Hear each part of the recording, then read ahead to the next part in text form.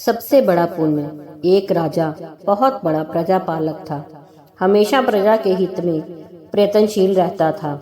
वह इतना कर्मठ था कि अपना सुख, ऐशो आराम सब छोड़कर सारा समय जन कल्याण में ही लगा देता था। यहाँ तक कि जो मोक्ष का साधन है अर्थात भगवत भजन, उसके लिए भी वह समय नहीं निकाल पाता था। एक सुबह राजा वन की तरफ भ्रमण करने के लिए जा रहा था कि उसे एक देव के दर्शन हुए। राजा ने देव को प्रणाम करते हुए उनका अभिनंदन किया और देव के हाथों में एक लंबी चौड़ी पुस्तक देखकर उनसे पूछा, महाराज, आपके हाथ में यह क्या है? देव बोले, राजन, यह हमारा बही खाता है जिसमें सभी भजन करने वालों के नाम हैं। राजा ने निराशा युक्त भाव से कहा, कृपया देखिए तो इस किताब में कहीं मेरा नाम भी है या नहीं। देव महाराज किताब का एक एक पृष्ठ उलटने लगे, परंतु राजा का नाम कहीं भी नजर नहीं आया। राजा ने देव को चिंतित देखकर कहा, महाराज, आप चिंतित ना हो, आपके ढूंढने में कोई भी कमी नहीं है। वास्तव में ये मेरा दुर्भाग्य है कि मैं भजन कीर्तन के लिए समय नहीं निकाल पाता और इसीलिए मेरा नाम यहाँ नहीं है। उस दिन राजा के मन में आत्मग्लानि सी उत्पन्न हुई, लेकिन इसके बावजूद उन्होंने इसे नजरअंदाज कर दिया और पुनः परोपकार की भावना लिए दूसरों की सेवा करने में लग गए। कुछ दिन बाद राजा फिर सुबह वन की तरफ टहलने के लिए निकले तो उन्हें वही देव महाराज के दर्शन हुए। इस बार भी उनके हाथ में एक पुस्तक थी। इस पुस्तक के रंग और आकार में बहुत भेद था और यह पहले वाली से काफी छोटी भी थी।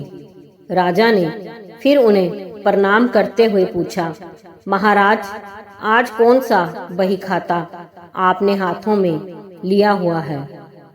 देव ने कहा, राजन, आज के बही खाते में उन लोगों का नाम लिखा है जो ईश्वर को सबसे अधिक प्रिय हैं। राजा ने कहा, कितने भाग्यशाली होंगे वे लोग। निश्चित ही वे दिन रात भगवत भजन में लीन रहते होंगे। क्या इस पुस्तक में कोई मेरे राज्य का भी नागरिक है?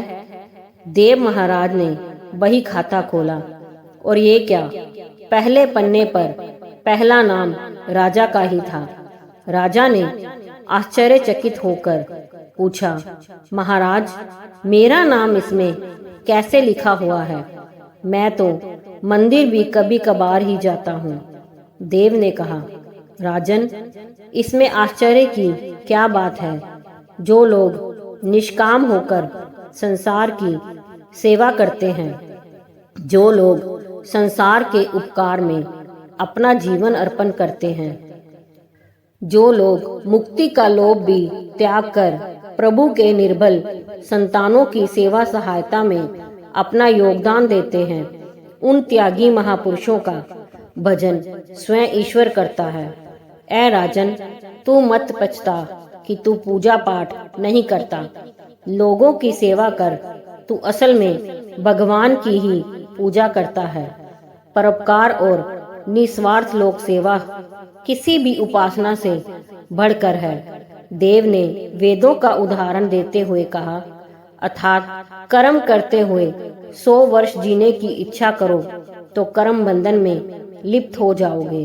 राजन, भगवान दीन दयालु है, उन्हें खुशामद नहीं भाती बल्कि आचरण भाता है। सच्ची भक्ति तो यही है कि परोपकार करो, दीन दुखियों का हित साधन करो। अनाथ, विधवा, किसान व निर्धन आज अत्याचारियों से सताए जाते हैं। इनकी यथाशक्ति सहायता और सेवा करो, यही परम भक्ति है।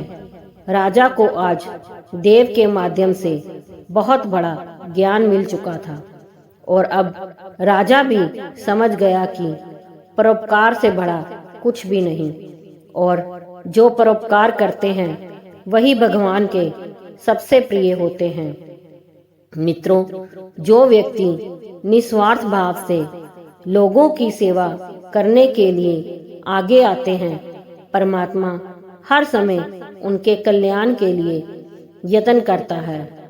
हमारे पूर्वजों ने कहा भी है, दूसरों के लिए जीना, दूसरों की सेवा को ही पूजा समझकर कर्म करना, परोपकार के लिए अपने जीवन को सार्थक बनाना ही सबसे बड़ा पुण्य है।